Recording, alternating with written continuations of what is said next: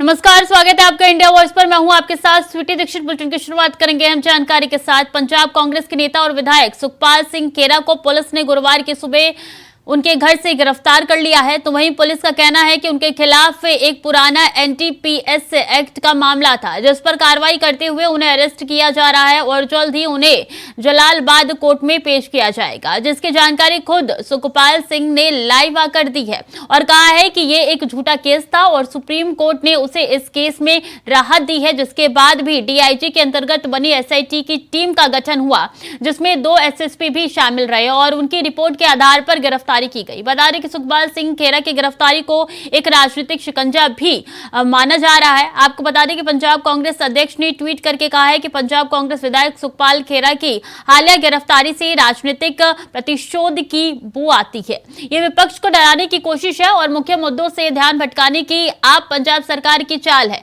साथ ही शिरोमणि अकाली दल ने गिरफ्तारी की निंदा करते हुए एक पोस्ट किया है, जिसमें उन्होंने लिखा है कि राजनीतिक मतभेदों को एक तरफ रख दे। शिरोमणि अकाली दल अमृतसर भोलाथ के विधायक और भगवंत मान आपके नेतृत्व वाली पंजाब सरकार के कट्टर आलोचक सुखपाल सिंह के खिलाफ साजिश और राजनीतिक प्रतिशोध के कारण हुई गिरफ्तारी की निंदा करते हैं।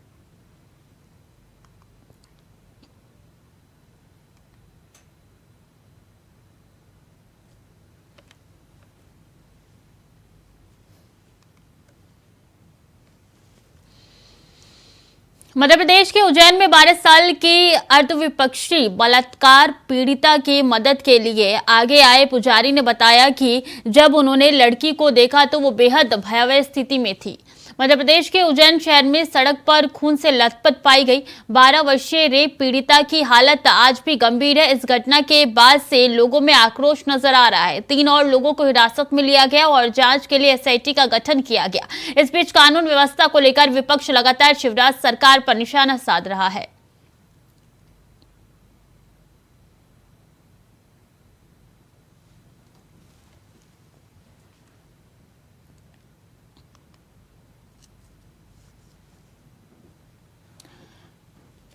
तो बता दें कि 2.5 घंटे तक घूमती रही लड़की इसी अवस्था में और ऐसे में हर किसी के रोंगटे खड़े हो गए उस समय जब ये तस्वीरें देखी। उज्जैन में मासूम के साथ दरिंदगी हुई है, जिसके बाद से शिवराज सरकार को लगातार घेरा जा रहा है। कानून व्यवस्था पे कई प्रश्न चिन्ह खड़े हो रहे हैं और ये पूछा जा रहा है कि कानून व्यवस्था के राग अलापने वाले मामा कानून व्यवस्था से इस तरीके से कहां तक काम किया जा रहा है और कई सवाल जो है खड़े हो रहे हैं।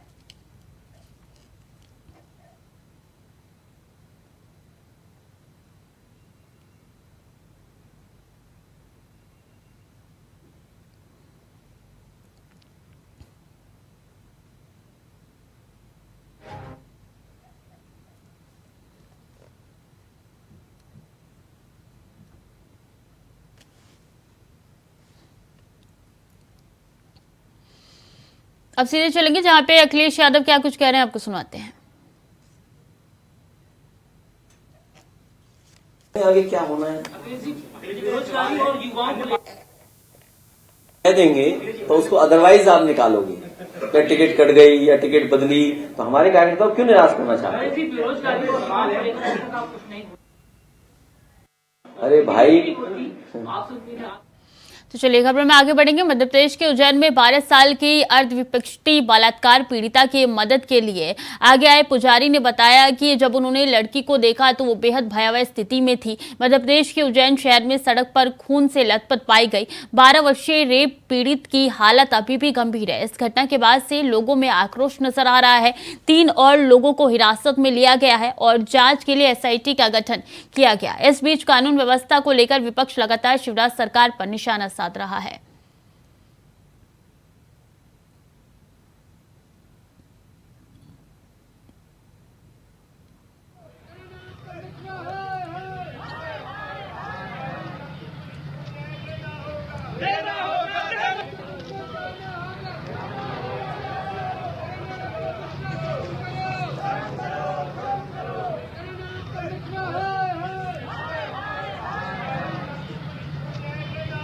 देना होगा।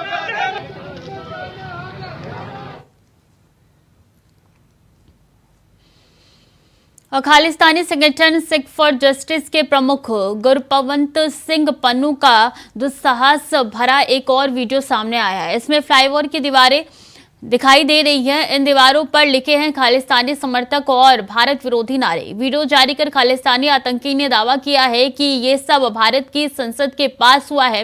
पन्नू ने दावा किया है कि दिल्ली के ISBT क्षेत्र के पास की दीवारों पर भारत विरोधी नारे लिखे गए हैं।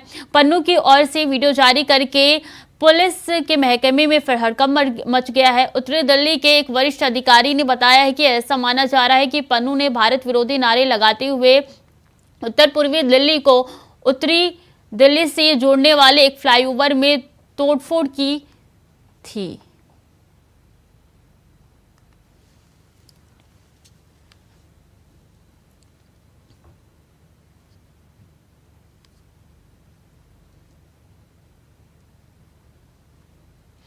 और सीधे चलेंगे जहां पे नितिन गडकरी क्या कुछ कह रहे हैं, आपके सुनाते हैं। ये दोनों प्रयोग हमारे डिपार्टमेंट में इस बहाने और उसको गति, गांधी जी का स्मरण करते हुए प्रधानमंत्री जी के मार्गदर्शन में ये अभियान पूरा कर रहे हैं। इसकी जानकारी आप सबको दी है। अब जो सवाल इसी से संबंधित होंगे वही पूछिए, मैं उसके जवाब देने की कोशिश करूँगा। ग्रीन हाइड्रोजन जो आपने अभी बोल रहे हैं वो तो अभी भी कॉस्ट इफेक्टिव है, तो इलेक्ट्रिक भी रहेगा, ग्रीन हाइड्रोजन दोनों ही मतलब एक। पहली एक बात, ये बात कभी मन से निकाल डालिए कि ये समुंदर है। अभी हमारा इंपोर्ट फॉसिल फ्यूल का 16 लाख करोड़ का है और अगले 5 साल में हमारा जो इंपोर्ट है वो 25 लाख करोड़ का होगा। गाड़ियों में हम लोग आज 12.5 लाख की ऑटोमोबाइल इंडस्ट्री है और होंडा इंडस्ट्री हमारी वर्ल्ड में तीसरे नंबर पर आई है, 7वें नंबर से। अभी हमने जापान को पीछे में डाला है, अब ये पहले नंबर पे जाएगी। तो ये हिंदुस्तान में हर आदमी गाड़ियाँ खरीद रहा। तो पहली बात ये समुंदर है।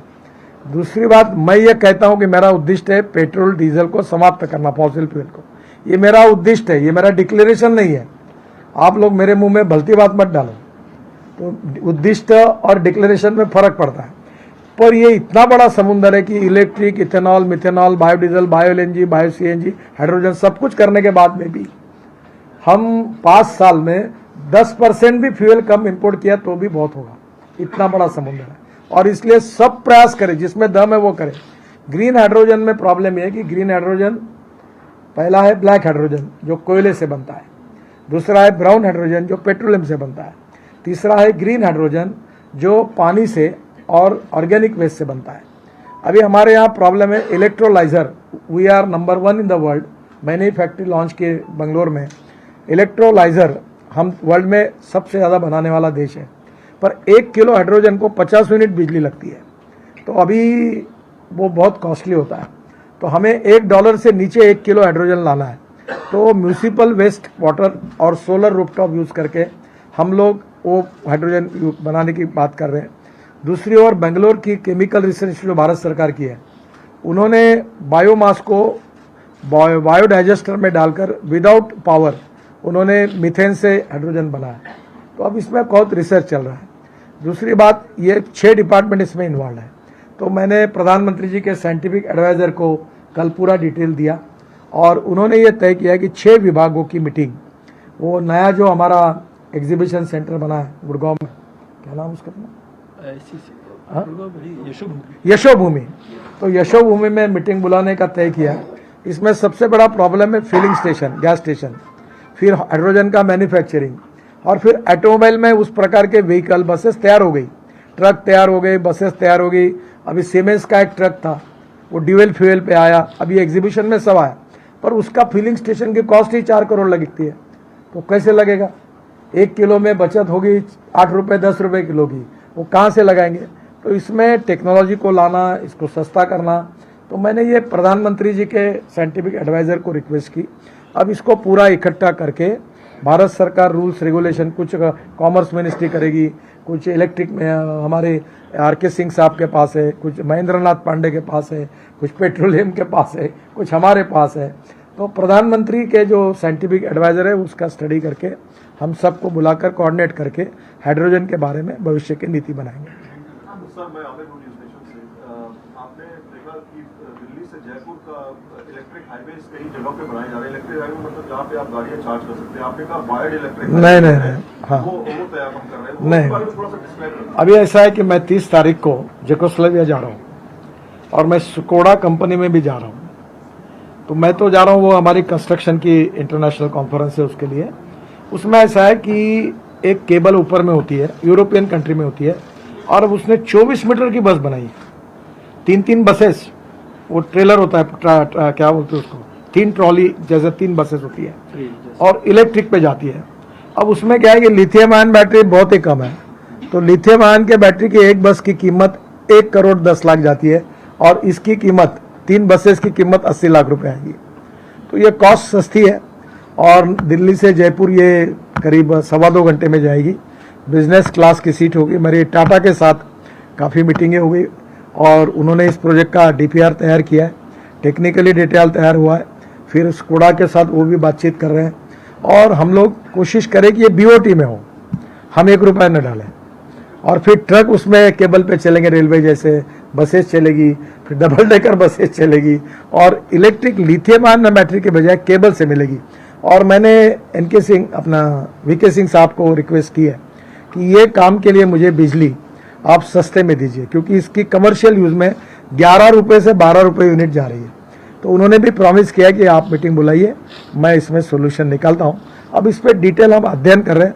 अब सेक्रेटरी और बाकी लोग बैठकर सब बातों की जानकारी लेकर अब काफ़ी हम लोग पहुँच गए नतीजे तक और जल्दी इसके बारे में हम विचार करें। जयपुर को के लिए कोई वजह है सर चुनने के पीछे इसकी, दिल्ली से जयपुर, मतलब चंडीगढ़ नहीं चुन सकते थे या आगरा? कोई वजह नहीं सर। एक दिन वो गया था UR2 देखने के लिए, तो वहाँ से पूरा देखते देखते मन में आया, तो मैंने कहा ये पहला पायलट प्रोजेक्ट करें, वजह कुछ नहीं। वैसे आपको बताओ, इससे पहला प्रोजेक्ट, अब फिर आप मेरे ऊपर नाराज होंगे या ऑब्जेक्शन लेंगे, पहला प्रोजेक्ट नागपुर में शुरू हो रहा 49 किलोमीटर। अब वो आप पूछेंगे आप नागपुर क्यों लेते हैं? अब मेरे गांव में मैं कलेक्टर को बुलाऊं, कमिश्नर मेरे रीच में रहता है।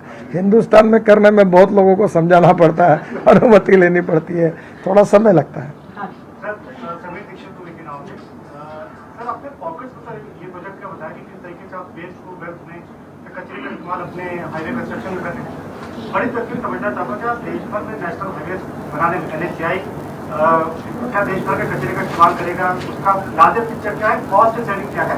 और सर एक दूसरा सवाल अगर आप जवाब देना चाहें कि EV रेट्रोफिटमेंट को लेकर के जो मौजूदा GST दर है, क्या इसको कम करने या रेशनलाइज करने पर मंत्रालय का कोई विचार है?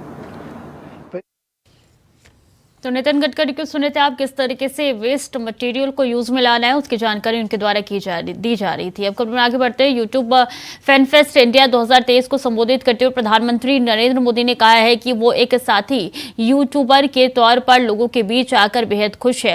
वो पिछले 15 साल से यूट्यूब चैनल के जरिए देश और दुनिया से जुड़े हैं। मेरे पास बहुत सारे सब्सक्राइबर्स हैं। पीएम ने कहा है कि मैं वर्षों से ये देख रहा हूँ कि आपका कंटेंट कैसे लोगों को प्रभावित करता है। आज हमारे पास मौका है कि हम इसे और प्रभावशाली बना सकते हैं और देश की बड़ी आबादी के जीवन में बदलाव ला सकते हैं। हम एक साथ मिलकर कितने ही लोगों को सशक्त कर सकते हैं। ये विषय ऐसे हैं जो मास मूवमेंट से जुड़े हुए हैं। देश की जनता की शक्ति इनकी सफलता का आधार है। पहला विषय है स्वच्छता। पिछले 9 सालों में स्वच्छ भारत एक बड़ा अभियान बना। बच्चों ने इसमें एक इमोशनल पावर ला दी, सेलिब्रिटीज ने इसको ऊंचाई दी, जन जन ने इसको भारत के कोने कोने में एक मिशन बना। आप में से हर एक की प्रायोरिटी में स्वच्छता जरूर होनी चाहिए। दूसरा विषय है डिजिटल पेमेंट्स। यूपीआई की सफलता के कारण भारत आज दुनिया की डिजिटल पेमेंट्स में 46% हिस्सेदारी रखता है। आप देश के ज्यादा से ज्यादा लोगों को डिजिटल पेमेंट के लिए और मनोज झा ने राज्यसभा में ठाकुर पर कविता पढ़ दी तो बवाल हो गया। जहां मनोज झा के बयान पर उनकी ही पार्टी के अंदर विरोध हो रहा है, तो वहीं बीजेपी विधायक ने मनोज झा को आड़े हाथों लिया है। इतना ही नहीं, आरजेडी विधायक ने तो यहां तक कह दिया है कि वो अगर राज्यसभा में होते तो अपने ही सांसद का विरोध जरूर करते।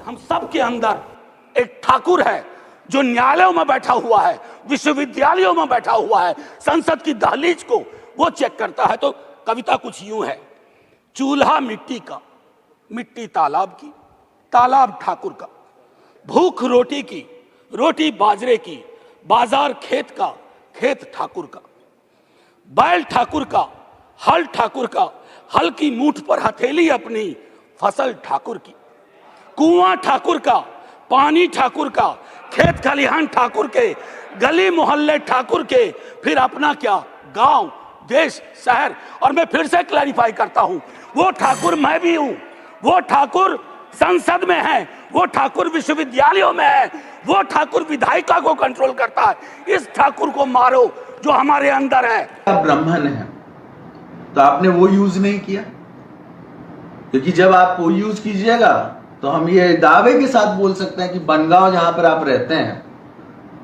वहां के लोग आपको एंटर करने नहीं देंगे। तो ये सब जो है कि किसी को टारगेट करना, किसी को सॉफ्ट टारगेट बनाना, ये सब हम लोग बर्दाश्त नहीं करेंगे। और मुझे आश्चर्य होता है उन लोगों पे भी जो वहां पर बैठे हुए थे, जो हमारे समाज के लोग हैं, जो चाहे पक्ष में बैठे हो या विपक्ष में बैठे हो, जो चाहे कांग्रेस में हो या बीजेपी में हो या फिर किसी और पार्टी में हो, जो वहां पर बैठ करके ये सब सुन गए। अगर हम उस समय सदन में होते तो धरना देते, ऐसे लोगों के खिलाफ प्रोटेस्ट करते और इन लोगों को बोलने नहीं देते, चुपचाप तो नहीं सुनते। इसमें गलती हमारी भी है, हमारे लोगों की भी है, हमारे समाज के लोगों की भी है, और खास तौर पे उन लोगों की जो वहां पर बैठ करके ठाकुरों के अगेंस्ट, अपने अगेंस्ट, अपने समाज के अगेंस्ट इतना कुछ सुन लिए। अगर सदन में हम होते तो उधर प्रोटेस्ट। खबर में आगे बढ़ेंगे। हरदोई के सांडी कस्बे में श्रीदेव दरबार आश्रम इंटर कॉलेज में शिक्षक छात्र के साथ अश्लील हरकत करता था, जिससे परेशान होकर छात्र ने मामले की जानकारी अपने परिजनों को दी, जिसके बाद विश्व हिंदू परिषद और बजरंग दल के कार्यकर्ता शिक्षक की शिकायत करने के लिए थाने पहुंचे। बता दें कि शिक्षक छात्र को प्रैक्टिकल के नंबर को लेकर ब्लैकमेल करता था और अश्लील मैसेज मोबाइल व्हाट्सएप नंबर पर भेजता था, और स्कूल में भी शिक्षक छात्र के साथ अश्लील हरकत करता था। तो वहीं विश्व हिंदू परिषद और बजरंग दल के कार्यकर्ताओं ने थाने पर तहरीर देते हुए कार्रवाई की मांग की है, जिसके बाद थाना प्रभारी ने बताया कि मामले की जांच कराकर कार्रवाई की जा रही है।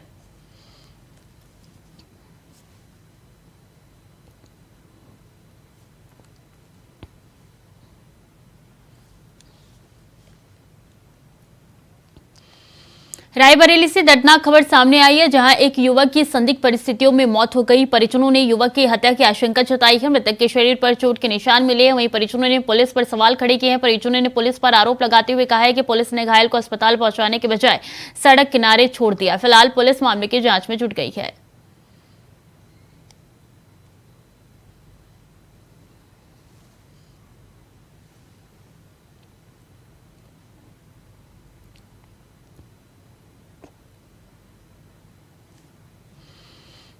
तो मृतक को लगातार सड़क पे इस तरह की घटना निकल के सामने आती है। पुलिस पे कई सवाल खड़े हो रही हैं। पुलिस पे ये भी पूछा जा रहा है कि आखिर किन कारणों की वजह से ये किया गया। चलिए खबरों में आगे बढ़ेंगे। बरेली में कांवड़ यात्रा के दौरान हुए बवाल के बाद ईद मिलादुन्नबी पर खुराफातियों ने एक बार फिर से शहर का माहौल बिगाड़ने की साजिश रची। ईद मिलादुन्नबी पर निकल रहे अंजुमनों के जुलूस को लेकर बुधवार देर रात जगतपुर इलाके में दो समुदाय के लोग आमने सामने आ गए। एक पक्ष नई परंपरा बताकर धरना दिया तो दूसरा पक्ष उसी रास्ते से निकालने पर अड़ गया। देर रात अफसरों ने लाठियां फटकार कर मामला शांत किया। पुलिस और पैरामिलिट्री फोर्स लगाकर दूसरे रास्ते से जुलूस निकलवाया गया। विरोध कर रहे पक्ष के लोगों ने बताया कि इस रूट से पहले कभी अंजुमनों का जुलूस नहीं निकाला गया है। इस बार ये नई परंपरा डाली जा रही है।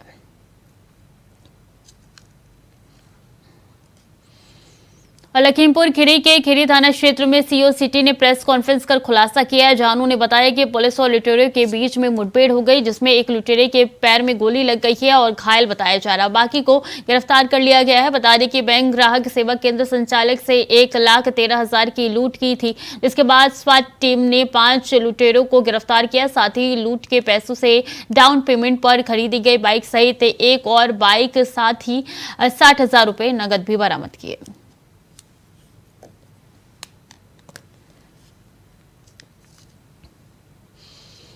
पठानकोट में शहीद भगत सिंह जयंती के अवसर पर साइकिल रैली निकाली गई, जिसको एसएसपी पठानकोट की ओर से हरी झंडी दिखाकर रवाना किया गया। बता दें कि शहीद भगत सिंह, जिसको पूरा देश कभी नहीं भुला सकता, जिन्होंने देश की आजादी में अपना अहम योगदान दिया है, जिनका जन्मदिन आज पूरे देश मना रहा है, जिनके चलते प्रशासन की ओर से एक साइकिल रैली का आयोजन किया गया। तो वहीं रैली निकालकर नौजवान पीढ़ी को देश प्रेम और लोगों को नशे से दूर करने का संदेश भी दिया गया।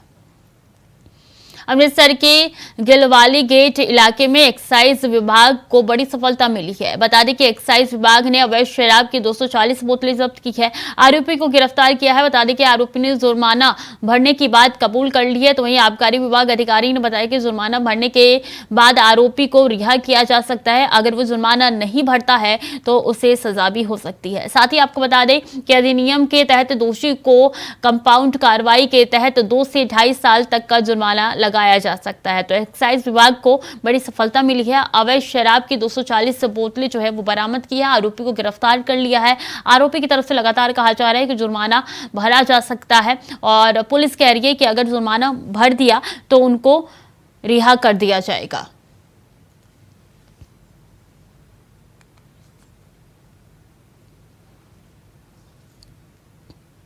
जौनपुर के जफराबाद जंक्शन जौनपुर सिटी से बड़ी खबर सामने आई है, जहां एक बड़ा रेल हादसा होने से टल गया। बता दें कि क्रॉसिंग पर ट्रैक पर खड़ी ट्रक की वजह से सुपरफास्ट ट्रेन को सामने रोकना पड़ा, जिस वजह से लखनऊ वाराणसी रेल मार्ग बाधित हो गया और शटल सुपरफास्ट एक्सप्रेस ट्रेन करीब 20 मिनट तक रुकना पड़ा।